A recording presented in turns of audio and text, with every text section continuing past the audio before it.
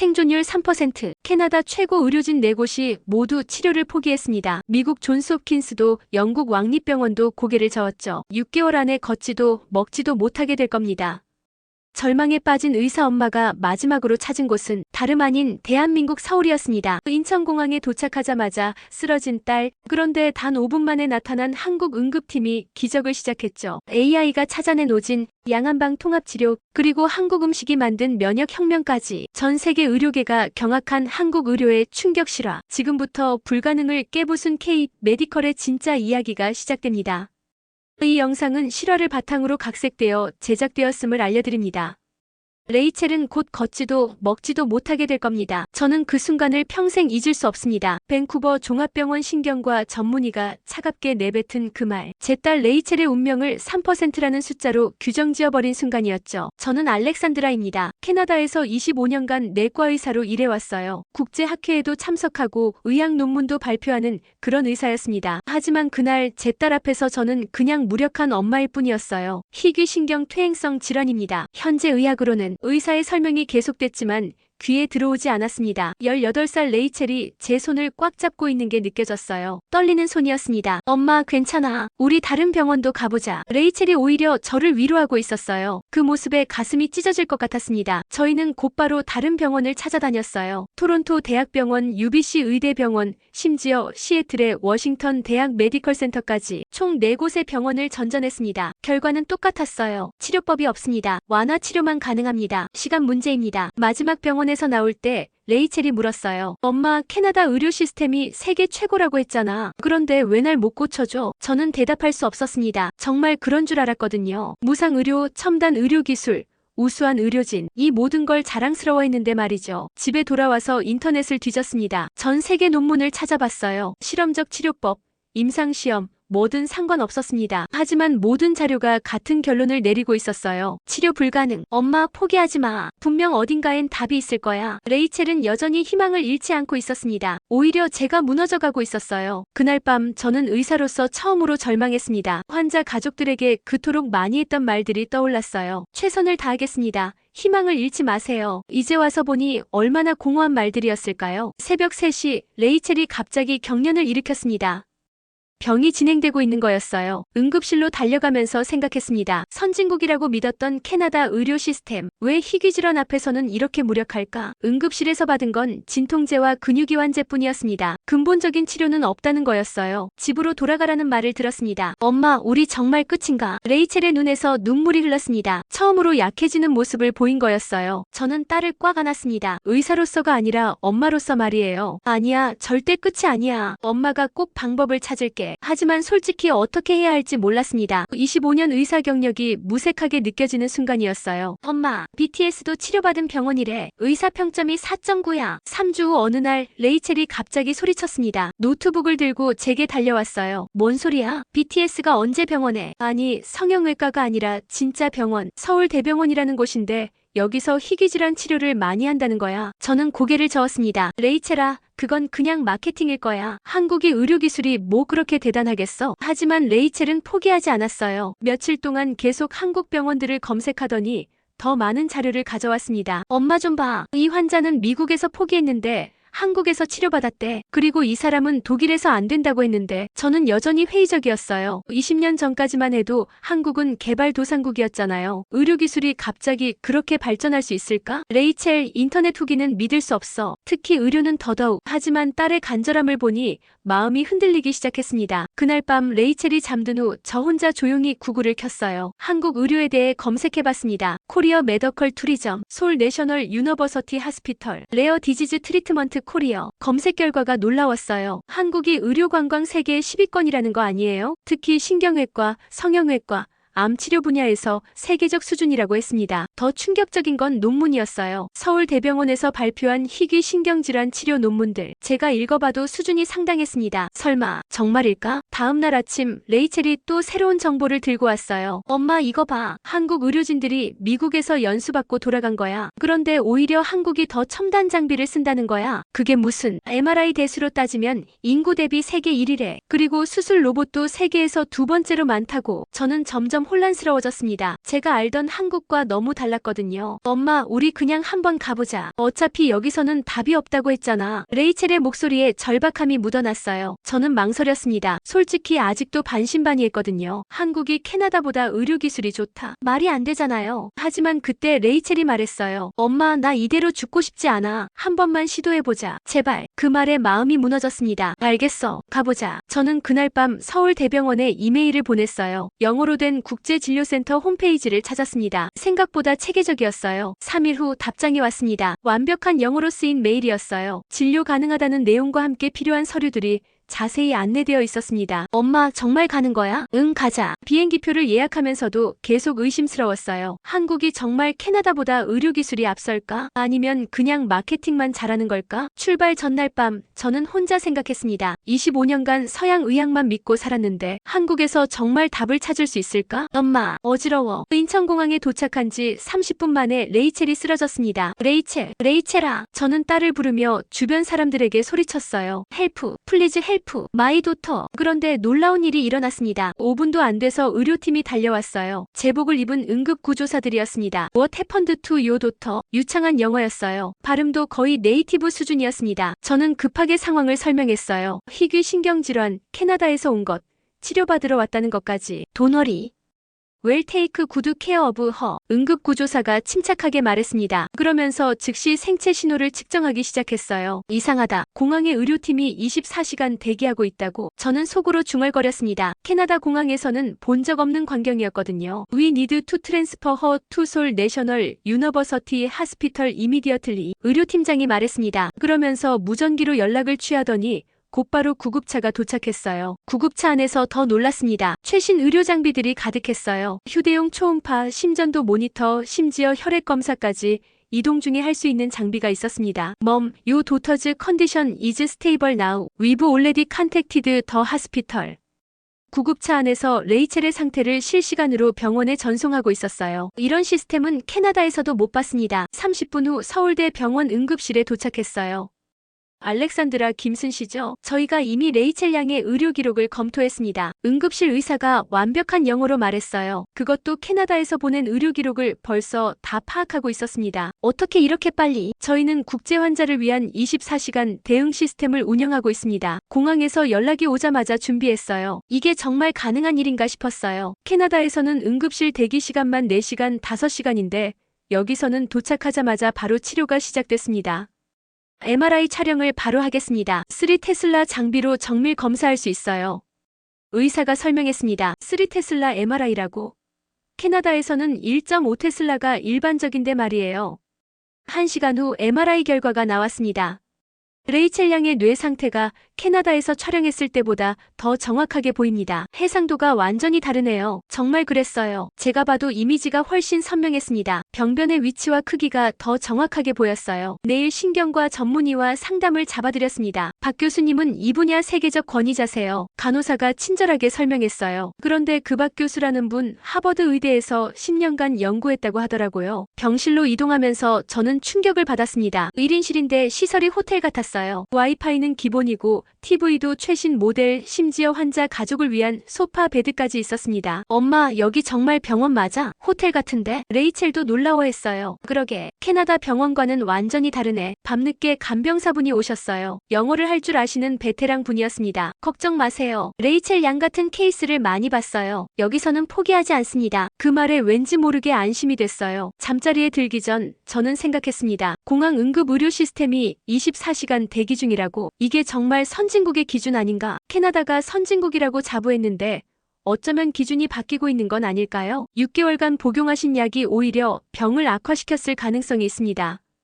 박 교수의 말에 저는 깜짝 놀랐어요. 그게 무슨 말씀이세요? 캐나다에서 처방받은 약인데 저희 AI 진단 시스템으로 분석해본 결과입니다. 레이첼 양의 유전자 검사와 약물 반응을 종합해보니 예상과 다른 결과가 나왔어요. 박 교수가 대형 스크린을 가리켰습니다. 복잡한 그래프와 데이터들이 표시되어 있었어요. 이게 바로 왓슨4 온콜로지의 업그레이드 버전입니다. IBM과 공동 개발한 AI 진단 시스템이에요. 저는 입을 다물 수 없었어요. 왓슨은 들어본 적이 있지만 이렇게 정교한 분석까지 가능한 줄은 몰랐습니다. AI가 어떻게 약물 부작용을 찾아낼 수 있나요? 레이첼 양의 DNA를 분석했습니다. 특정 유전자 변이 때문에 일반적인 신경 안정제가 오히려 신경 손상을 가속화시킬 수 있어요. 박 교수가 자세히 설명했어요. 화면에는 레이첼의 유전자 지도가 표시되어 있었습니다. 캐나다에서는 이런 검사를 안 했나요? 했습니다. 하지만 분석 범위가 달랐어요. 저희는 5만 개 유전자 변이를 동시에 분석하거든요. 5만 개라고? 캐나다에서는 기본적인 것만 몇 개 했는데 말이에요. 그럼 지금까지 먹던 약을 끊어야 하나요? 서서히 줄여나가면서 새로운 치료법을 시도해보겠습니다. 맞춤형 치료제를 제조할 수 있어요. 맞춤형 치료제라니. 이런 건 SF 영화에서나 봤던 건데 말이죠. AI가 추천한 치료법이 있습니다. 성공률이 78%예요. 78%. 캐나다에서는 3%라고 했는데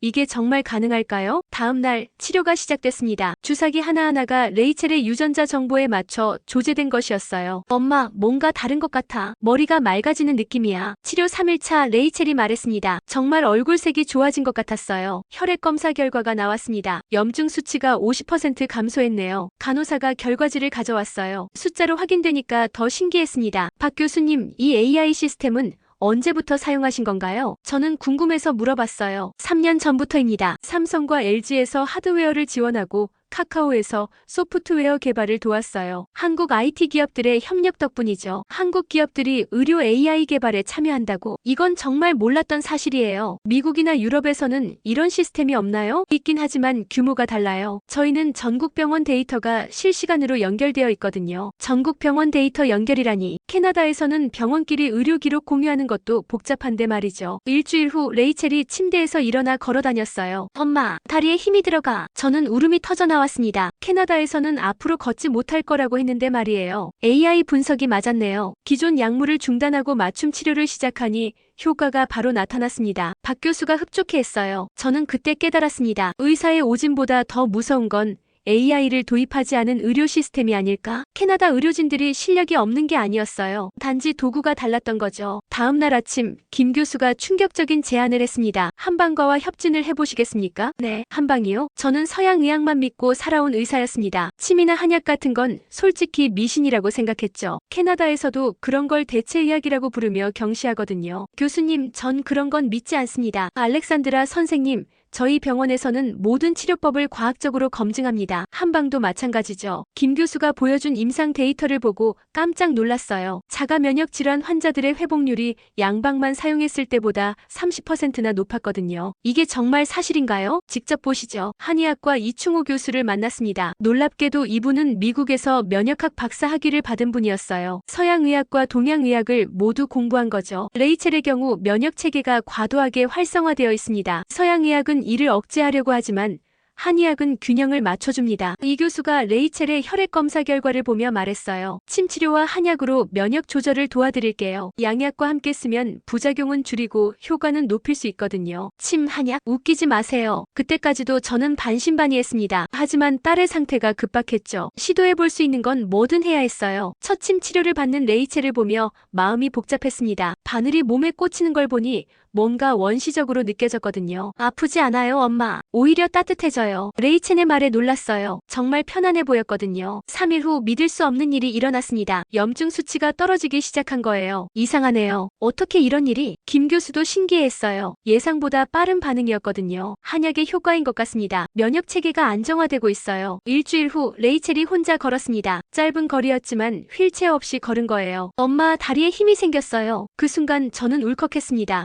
의학만으로는 불가능했던 일이 일어나고 있었거든요. 이충호 교수가 설명해줬어요. 한의학은 몸 전체의 균형을 봅니다. 병을 공격하는 게 아니라 몸이 스스로 치유할 수 있도록 도와주는 거죠. 그런 게 과학적으로 가능한가요? 면역학적으로 충분히 설명됩니다. 한약의 성분들이 사이토카인 균형을 맞춰주거든요. 저는 그제야 인정했어요. 전통의학이 단순한 미신이 아니라는 걸 말입니다. 수천 년간 축적된 경험과 지혜가 현대과학으로 증명되고 있었죠. 교수님, 왜 서구에서는 이런 치료법을 시도하지 않을까요? 편견 때문이죠. 서로 다른 의학 체계를 인정하지 않으니까요. 한국에서는 양방과 한방이 함께 협력하고 있었습니다. 환자를 위해서 여서라면 편견을 버리는 거죠. 이게 진짜 의료 선진국의 모습이 아닐까 생각했어요. 레이첼 곁에는 특별한 분이 계셨습니다. 김은자 여사라는 간병인이었어요. 얘야, 이것 좀 먹어봐. 은자 여사가 김치찌개를 가져왔을 때 저는 당황했습니다. 김치찌개가 병을 고친다고요? 아이고 선생님, 이게 다 약이에요. 처음엔 황당했어요. 병원 음식도 아니고 매운 김치찌개라니요. 캐나다에서는 환자에게 절대 이런 음식을 주지 않거든요. 매운 거 먹으면 안 되지 않나요? 걱정 마세요. 발효 음식이 면역력에 좋거든요. 은자 여사는 30년간 이 병원에서 일한 베테랑이었어요. 수많은 환자들을 돌보며 쌓인 경험이 있었죠. 김치에 있는 유산균이 장 건강을 좋게 해요. 장이 건강해야 면역력도 좋아지거든요. 신기하게도 레이첼이 김치찌개를 맛있게 먹었어요. 며칠 전까지만 해도 음식을 삼키기 힘들어했는데 말이에요. 엄마, 이거 맛있어요. 속도 따뜻해지고요. 은자 여사는 매일 다른 발효 음식을 가져왔습니다. 된장찌개, 젓갈, 요구르트까지 모든 게 장 건강을 위한 거였어요. 선생님, 서양 사람들은 왜 발효 음식을 안 먹어요? 글쎄요. 위생상 문제가 있다고 생각하나 봐요. 아이고, 그럼 어떻게 살아요? 뱃속에 좋은 균이 있어야 건강한 건데. 은자 여사의 말을 듣고 생각해봤어요. 캐나다에서는 모든 걸 멸균하려고 하죠. 항생제도 자주 쓰고요. 그런데 그러다 보니 좋은 균까지 다 죽여버린 건 아닐까요? 며칠 후 레이첼의 장 건강이 놀랍게 개선됐습니다. 변비도 사라지고 소화도 잘 됐어요. 은자 할머니, 정말 신기해요. 이렇게 맛있는 약이 있다니. 은자 여사가 웃으며 말했어요. 약이 따로 있나? 음식이 곧 약이지. 저는 그때 깨달았어요. 한국인들에게는 음식이 단순한 영양 공급이 아니라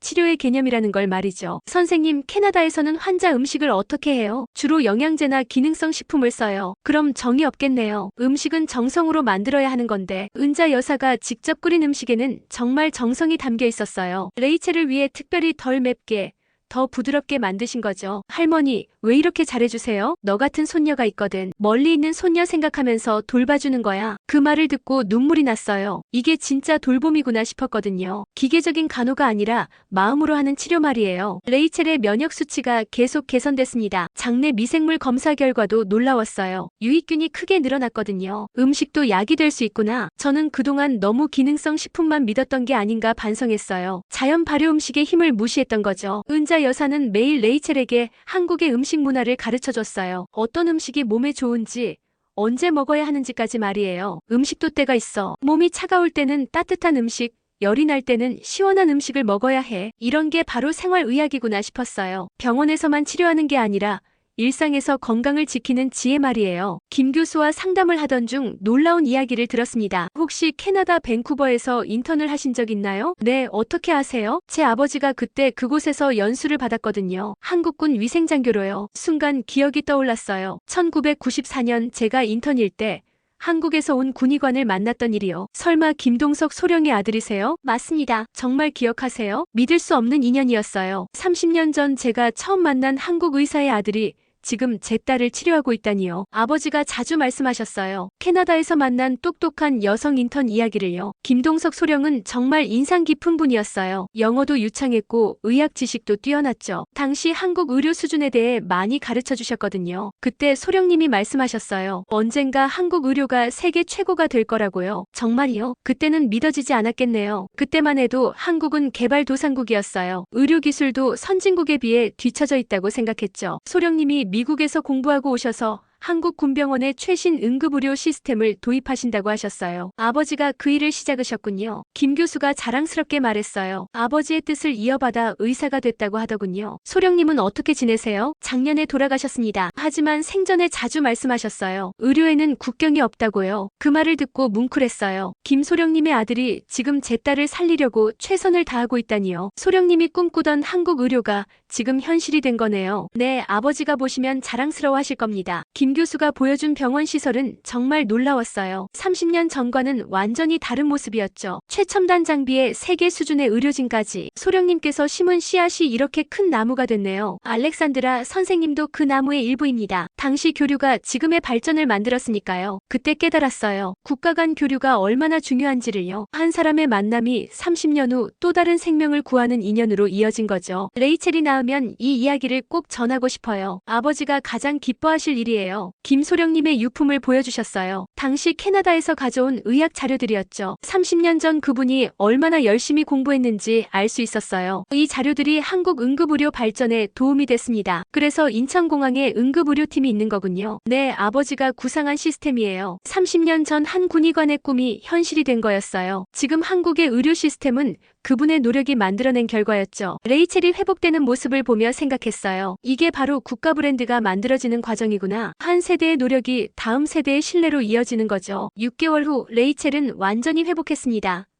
걸을 수 있게 됐고 음식도 잘 먹게 됐어요. 무엇보다 웃음을 되찾았죠. 엄마, 저 한국에서 의사가 되고 싶어요. 정말? 네, 저처럼 희귀병으로 고생하는 아이들을 도와주고 싶어요. 레이첼의 말에 눈물이 났어요. 이 아이가 죽음의 문턱에서 살아났을 뿐만 아니라 꿈까지 찾은 거죠. 서울대 의대에서 교환학생 프로그램을 제안해왔어요. 레이첼의 사례가 워낙 특별했거든요. 정말 갈 수 있어요? 물론이지. 너는 살아있는 기적이야. 레이첼이 서울대에서 공부하는 동안 놀라운 성과를 냈어요. 자신의 치료 경험을 바탕으로 한 논문을 발표한 거죠. 동서의학 통합치료의 임상적 효과. 이 논문이 캐나다 의학계에 큰 파장을 일으켰습니다. 한국의 치료법을 검증한 최초의 사례였거든요. 레이첼, 이 논문이 많은 환자들을 살릴 거야. 엄마도 이제 한국식 치료법을 인정하시는군요. 저 역시 변했어요. 캐나다로 돌아와서 통합의료 연구를 시작했거든요. 서양의학과 동양의학을 결합한 치료법을 연구하는 거죠. 알렉산드라 박사, 정말 한방이 효과가 있나요? 동료들이 의심의 눈초리로 봤어요. 하지만 레이첼이라는 살아있는 증거가 있었죠. 직접 보시죠. 제 딸이 살아있는 증명입니다. 1년 후 저희는 캐나다 마이너스 한국 의료교류재단을 설립했어요. 양국의 의료진이 서로 배울 수 있는 프로그램을 만든 거죠. 이런 교류가 더 많은 생명을 구할 겁니다. 김 교수도 캐나다에 와서 강의를 했어요. 한국의 통합의료 시스템을 소개하는 거였죠. 의료에는 동양과 서양이 따로 없습니다. 환자를 위한 최선의 치료가 있을 뿐이에요. 레이첼은 지금 한국과 캐나다를 오가며 공부하고 있어요. 두 나라의 의료 시스템을 모두 배우는 거죠. 엄마, 저는 국경 없는 의사가 되고 싶어요. 그래, 네 꿈을 응원할게. 6개월 전까지만 해도 죽어가던 아이가 이제는 다른 아이들을 살리겠다고 하고 있어요.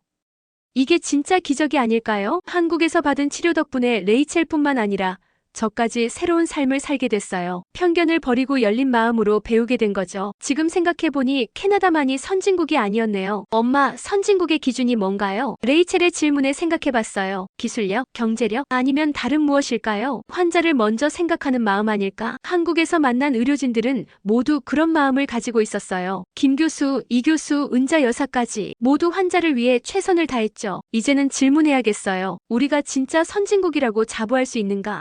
기술만으로 선진국이 될 수 있는가? 레이첼이 한국에서 배운 건 의학 지식만이 아니었어요. 환자를 대하는 마음, 가족을 생각하는 정성, 서로 다른 의학을 인정하는 열린 마음까지. 엄마, 이제 저희가 다른 사람들을 도와야 해요. 그래, 우리가 받은 도움을 다른 사람들에게도 나눠주자. 교류가 만들어낸 기적이었어요. 한 사람의 만남이 30년 후 또 다른 기적으로 이어진 거죠. 그리고 이 기적은 지금도 계속되고 있습니다. 레이첼이 꿈꾸는 세상, 국경 없는 의료가 현실이 되길 바라요. 그때가 되면 진짜 선진국이 무엇인지 알게 될 거예요. 오늘의 사연은 어떠셨나요? 재미와 감동이 있었다면 구독과 좋아요 부탁드립니다. 감사합니다.